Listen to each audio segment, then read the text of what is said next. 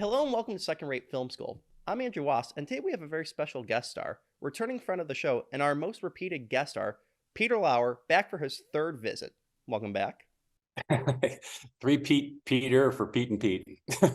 Yes, technically the fourth episode with Peter, but that oral history of Crybaby Lane we did is really just one mega interview that I just had to split up into two parts. So, third Zoom call with him, but fourth episode. So, slight asterisk, but still been featured more than anyone else. The reason, though, Peter is on today is he recently found the storyboards he drew nearly 30 years ago for the Adventures of Pete and Pete episode Halloweenie. These things are super cool, and they've actually been unseen since 1994, so this is a really major find for Pete and Pete fans. Back in October, I did a picture-in-picture comparison with the episode itself to show how close and sometimes different it was from the final product compared to the storyboards.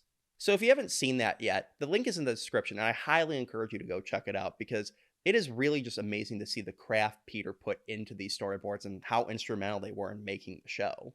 I also highly recommend you check out the commentary track that we did for the episode last year, featuring series creator Will McRobb and Chris Viscardi, who also wrote the episode, and director of photography John Inwood, where we kind of go into the overall plot and the legacy of the episode itself all these years on. Now, what we're here to discuss today is Peter's direction style, the crafting of the storyboards, and the evolution from storyboard to the final product.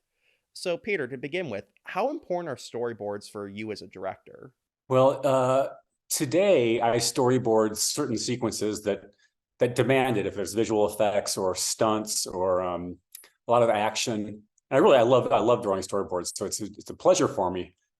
But when I was doing Pete and Pete, which is the very beginning of my career, I was obsessive about it. It was kind of crazy, and I drew everything. They're like comic books, and it wasn't that I didn't just draw the shots I was going to shoot. I would draw the edit, so I would literally draw and have the dialogue appropriate for exactly how I intended it to cut together at the end of and I would even time them. I would time the shots and the dialogue, which I think it was a bad habit I got from doing commercials prior to Pete and Pete. So anyways, I kind of overdid it back in those days. Plus, I had reams of notes. Before I ever drew anything, I had, if the script was 30 pages long, I probably had 45 pages of notes, and then I would draw it. Peter's not exaggerating here. The storyboards were over 67 pages long. He didn't leave anything out.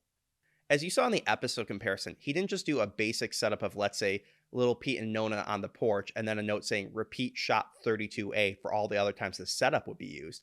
No, he would do a brand new drawing every single time to just depict the little differences of the characters' expressions, the props being handled, etc.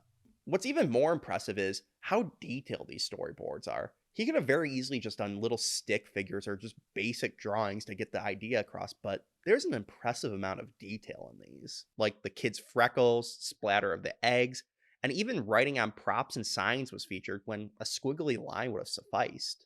Despite the fact that this was never actually meant to be seen by the public, Nickelodeon could have used this as promo material featured in Nickelodeon magazine or even made a comic book.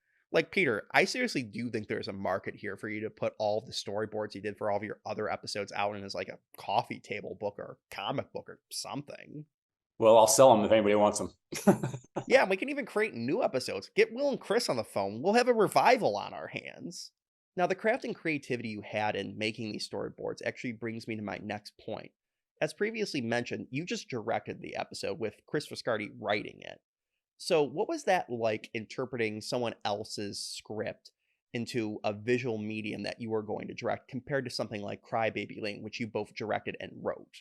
So, was there no difference in your approach to this, or did you feel a little bit restricted, so to speak? Probably not terribly different, except that I think by the time Crybaby Lane came along, I had learned to do schematics sometimes and not have to not draw every image. I'd kind of given myself a break. I suppose you could argue this the Pete and Pete process when someone else writes the script. In that case, that was Chris Viscardi wrote that primarily. Arguably a more creative process for me to storyboard somebody else's writing and to storyboard my own, because I've got my own images while I'm writing it. They're both fun, but they're different in that regard. It's fun for me to imagine, to take somebody else's ideas and translate them is a creative process that I enjoy. Now, there's a very interesting aspect at looking at the storyboards for this. you get to see almost an alternate version of the show that never was. Now, while yes, 90% of the final episode directly mirrors the storyboards, it's that 10% that's pretty interesting because it can contain minor tweaks to a full on subplot being removed. Starting with some minor changes, there are several examples where a character was given a line of dialogue that was originally meant for someone else. The first example comes when Frank was coming to tell Little Pete and Nona that this might be the last Halloween ever. In the final product, Little Pete is given several lines that were originally meant for Nona. Our last Halloween. What? A much larger example comes later in the episode with the origin story of Ned Richmond. As it stands in the final episode, Ellen is the one who tells Big Pete about it, and then he narrates it for the audience. Originally, she just told the story. And the pumpkin eaters caught him. He got roasted for everyone to see. Ned's life has never been the same. Now nobody will go near him. Not even in the yearbook. This segment actually contains a much bigger change as well because originally Big Pete and Ellen were supposed to have witnessed the Ned Richmond story as well, instead of just hearing about it as an urban legend. So Peter, when it comes to changing the lines like that, how far in advance would you guys know about this? Would it be a writer's room thing, or would it have been on the set day of, let's just change it up and give these lines to Michael and Danny instead? And likewise, cutting Big Pete and Ellen out of the flashback, would that have been a creative decision, or would that have been a scheduling issue of not being able to have the kids out that late at night again, or you just don't have time for another camera setup? I don't actually remember. It's been a long time, and unfortunately, I found my original book for this particular episode, which had all my notes. It had the script, it had all the storyboards and other production information. As you can see, I just moved. We just moved to a new place, and in the move, wherever I put that book, I can't find it. I have everything else, but I don't have that one. I don't have this one episode, unfortunately. So I don't really remember exactly. It would be good for me to just read the original script and review it. But I know that I imagine that most of those changes were made ahead of time, at least a little bit ahead of time. Because when we were filming all these Pete episodes, as you can see, they were storyboarded very specifically. There may have been some changes that were made after between storyboarding and actually beginning production, actually shooting it, that might be indicated in the storyboards. But and generally, once we got to set, we shot what was boarded. Even in those days, because we didn't know what we were doing. in those days, we were so, it was like a challenge. Like we've got way too many shots. We've got 300 shots to get in 5 days with kids, and it was like a challenge to get the shots, even at the expense of doing more takes when we probably should have. So I'd be like, take 2, great, moving on. It was like Ed Wood, So I suspect that that not too many changes were made once we started shooting. Now, Peter actually brings up a pretty interesting point here about the number of shots being daunting and having to eliminate several setups just for time and giving the lines to already existing setups. A great example of that comes when Frank was talking to Little Pete, known as previously mentioned. The final episode just features a reverse shot of Frank on the walkway and the kids on the porch. Initially, though, there was a third setup perpendicular to the walkway showing all 3 characters at once, which was obviously cut. That was probably done to save time. That was probably done on the day, I'm guessing. Now to move on to some more major changes, one of which is actually featured in this scene. In the final episode, Frank travels on an electric bike that kind of reminds me of the bike Macaulay Culkin rode on in The Page Master. Originally, though, he was depicted to be in a souped-up golf cart. Now, the interesting thing you can actually see on the storyboard is that Peter went in later with a different pen and drew the bike over the golf cart. So obviously this is a much bigger difference than just changing up who says a line or eliminating a camera step, which could have been done on the fly. This obviously had to have been done well in advance of the production date. So, Peter, do you recall, was this a budgetary concern where Nickelodeon's like, hey, we're not going to give you the money for a souped up golf cart for literally one shot?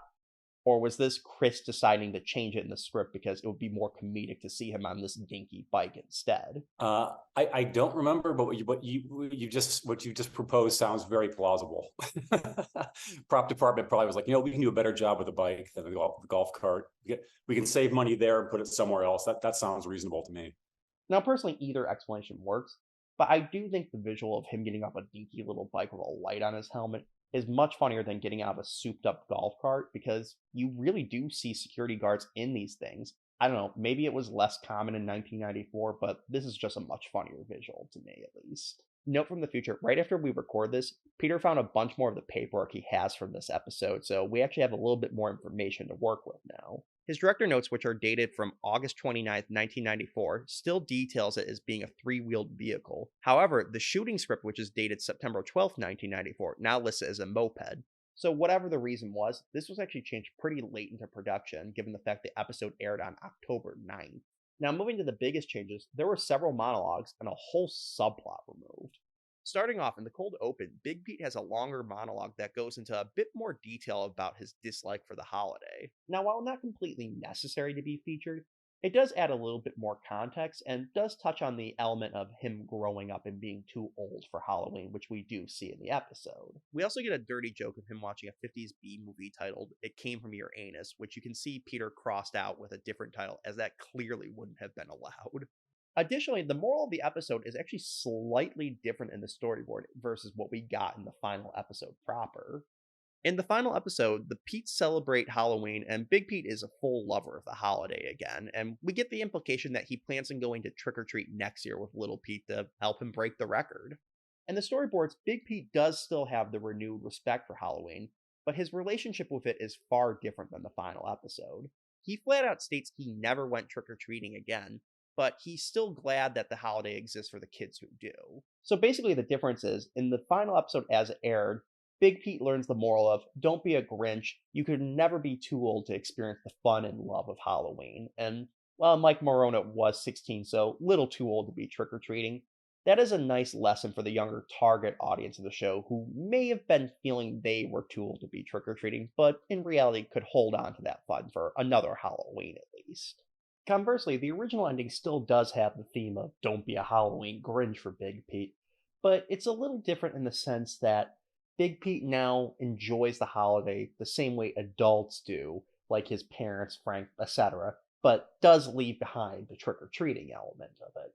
Both endings are really good and still do have very similar themes and morals, but you can see how one line being changed really impacts on what the story's meaning is supposed to be. Now, the biggest element that changed in the episode is a whole subplot's removal.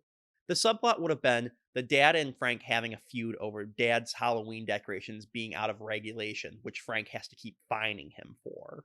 As it stands, in the final episode, not one bit of that is present. All you really get with the dad is him setting up decorations in the background and helping little Pete carve his pumpkin. I don't even think he has a line. So, Peter, is there somewhere in a vault at Nickelodeon all this deleted footage, or was that cut out way ahead of time? I think it was cut beforehand. I don't recall filming that subplot. Poor Hardy. Yeah, he. I wish I could write. If we had Chris Viscardi, would probably remember that better than I do. But I don't think we ever filmed it. I have no picture in my mind of filming that stuff. Note from the future again. According to the shooting script, which is dated September 7th, that entire subplot had been cut out by then. Dad does still have a few lines that aren't featured in the show, and Big Pete's monologue still is in there. So potentially those were filmed, but seemingly the subplot had been cut out before filming actually began. So no hashtag release the Lauer cut. Now, was it detrimental to cut all this out? Kind of. On one hand, it is always nice to see more of the parents, and I really do like the joke about how Frank is powerless to stop a bunch of kids, but is like on a power trip when finding dad over and over throughout the episode. It is also really nice to get that sweet moment where you get the implication that dad's love for Halloween has rubbed off on little Pete. It's just a very sweet moment between the two. That being said, the episode is obviously focusing on the brothers' dynamic with Halloween, not the fathers. And also with Big Pete struggling so much about is he too old for Halloween, to have an adult loving Halloween just as much as little Pete, kind of muddies the water a little bit. I suppose if we kept the original theme of learning to be able to love Halloween, but still put some elements to the side as you grow up would work. But in the final episode, having Big Pete have to embrace his inner child, it kind of, overshadows it. Now, while the general moral would have been changed by the inclusion of that subplot, and it thus then makes sense to cut it out, several of the other changes obviously were more production issue of you don't have time to do as many camera setups. One change that doesn't fall into either of these categories is Big Pete's monologue. We see that camera setup is used extensively throughout the episode, and it fits the theme of the show in general. So, Peter, do you know why there would be this decision to cut this one line out? He was sometimes with Michael Morona, who played Big Pete. His voiceovers, he never blinked. He would do those opening those monologues and would introduce the storylines, and he would never blink. And it was kind of charming, and it became kind of sort of a thing that it was just a hallmark of Big Pete. He would not blink during these storytelling. But it also becomes, if you hang on it for too long, it becomes a little strange. And it's possible that got cut down to just sort of take the onus off of it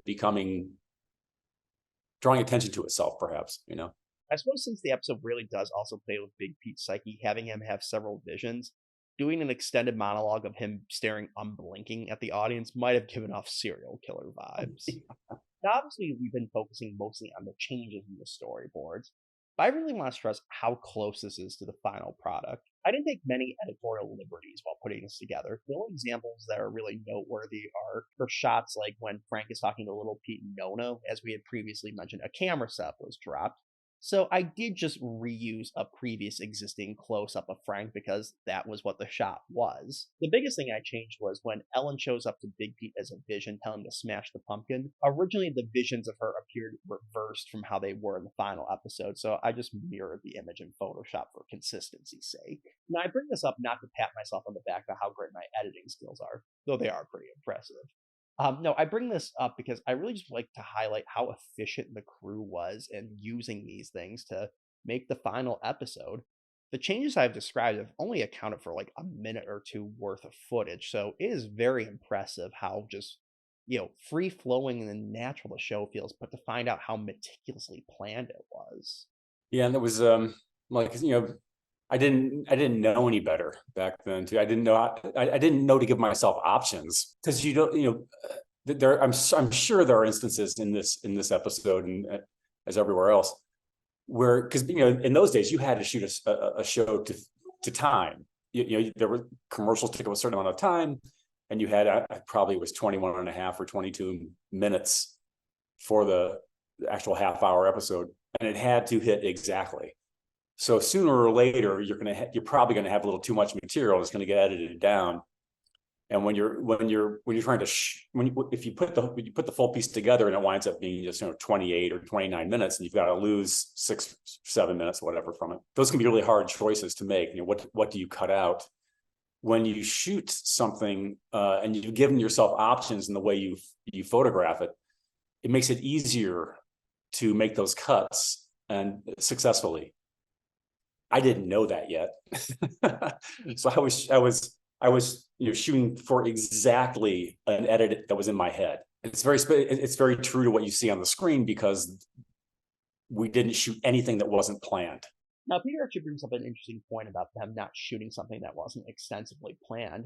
Even when things were changed later in production, you can still see some pretty extensively drawn out storyboards. Originally, the Pumpkin Eater attack on Mischief Night was done in a much different style and lacked a lot of the elements that we'd see in the final product. However, we do see in the storyboards an insert sheet that looks like it was done at a different time in a different pen that's not in the same page or shot numbering system as the rest of the storyboards. You can also see, while still pretty complex, they are much more simplistic and smaller than all of the other storyboards throughout the rest of the episode. So basically what we got was a hybrid between Peter's original more detailed storyboards and the quick nitty-gritty ones he did at a later time. You can really see the dynamic nature of the episode forming in these storyboards and really get a feel for the high-paced energy the edits imply. This half page counts for like 10 seconds of the show. Again, the storyboards are like 67 pages long for a 22-minute episode. They are so detailed It is incredible. And that's where I should share my gripe I have about how detailed these are. That this was a nightmare to edit. I'd be working for like 4 hours doing like 50 to 60 panels and then realize, oh, I've only done like a minute of the show. This was not worth it at all. I completely regret starting this project. Damn you, Peter, for finding these. Sorry about that. I kid. But seriously, when you look at how great these storyboards are and how carefully crafted they are and how that informed John's great camera work and how they work in great concert with, Chris's writing and all the kids acting, you can see why not just this episode, but the entire series is so highly regarded all these decades later. You guys could have easily slacked off because this was a kid show and we probably still would have loved it, but all this work and craft that you guys put into the show is really the reason we still love it 30 plus years later. Well, we never thought of it as a kids show. It's just Pete and Pete certainly works on two levels. Of course it appeals to kids. It's a child mind that with which it was created and written, but it's also nostalgic. And so it's us as adults reflecting back on our childhoods, which are very much alive. I mean, your childhood is always alive in you, and everyone on Pete and Pete, we were so ambitious and we loved it. We loved doing it. I mean, every episode of Pete and Pete is a passion project for everyone involved. Which made it really special to work on. And they weren't episodes. Each one was like a mini movie. And different, like this for me, there was another one called Tool and Die that I did that had this other aspect to it, this kind of torture chamber aspect to it. And there was another one called The Ringing Phone, which was kind of a spaghetti Western. And I'll get it.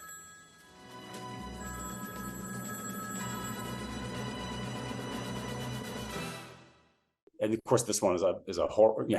Is the horror genre effectively being exploited, and those tropes. So yeah, every Pete and Pete was its own universe, and yeah, everybody gave their all. Exactly. Now, when I go back and rewatch the shows I grew up on, I'd say the vast majority hold up just as well as I remember. There are very few examples where I look at a show and be like, oh my god, why was I watching this? Why did I like that? But even rarer are shows that I look at and I'm like, oh my god, this is even better than I remember. And Adventures of Pete and Pete is one of them. As a kid, I loved the show because it felt so realistic and so true to life. As an adult, I love the heightened sense of reality surrounding the story and how it perfectly encapsulates how kids view the world.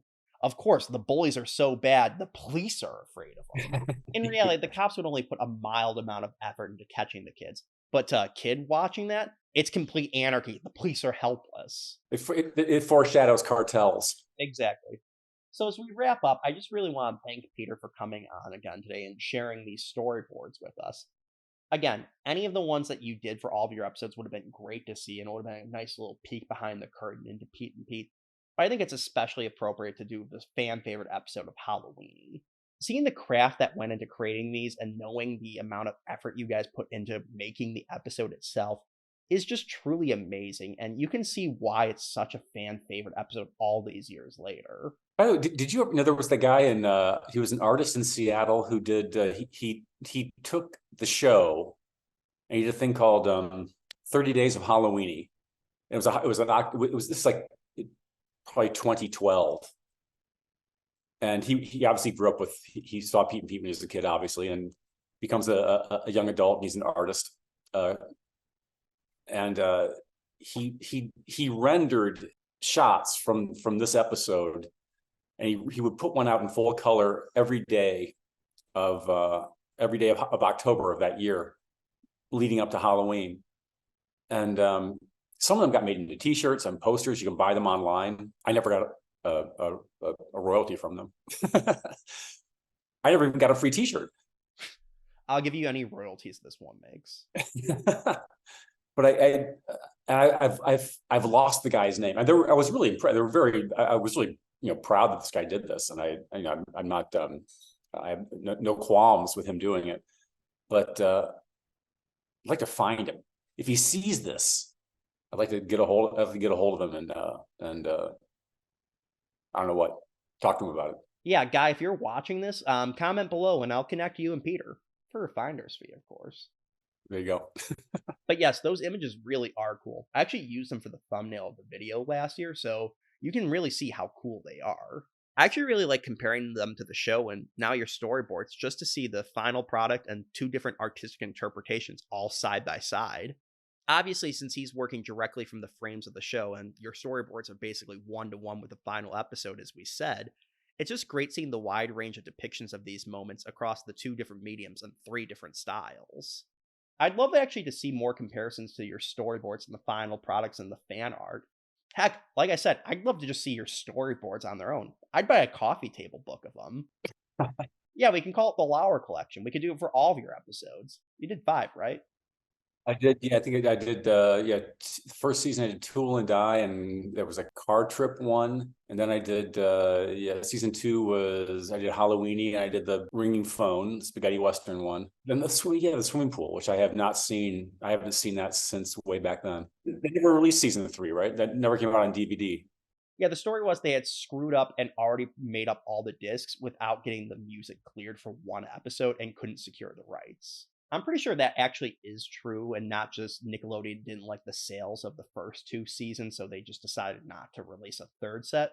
Because there's an image that's been floating around online for years of a purported third season DVD box set that looks pretty legit. It's got the Nickelodeon Rewind Collection logo and looks pretty much in the style of the other sets that were being put out at that time.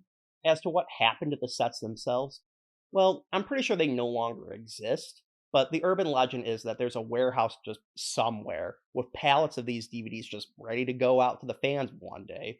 But again, I doubt that's true. Why would they be keeping them if they can't sell them? It's been 15 years. They probably destroyed them. That being said, I really do want it to be true because maybe I can do a Raiders of the Lost Ark style expedition to find them one day. Yeah, Unfortunately, this show is impossible to watch legally. Outside of a few of the shorts, the show isn't streaming anywhere, and the first 2 season DVD sets are long out of print and super expensive on the secondhand market. it's so weird. I wonder why they wouldn't.